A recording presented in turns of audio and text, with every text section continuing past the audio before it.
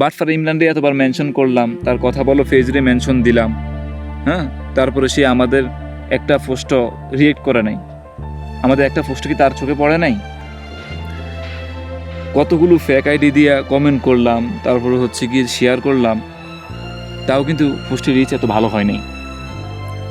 ইমরানে যদি আমাদের পোস্টগুলো নিয়ে একটু কথা বলতো, ভাইরাল হয়ে যেত। আমার পোস্টে কিন্তু ভালোই রিচ হয়েছে, 10,000 প্লাস ভিউজ হয়েছে, মার্শাল্লাহ, আলহামদুলিল্লাহ।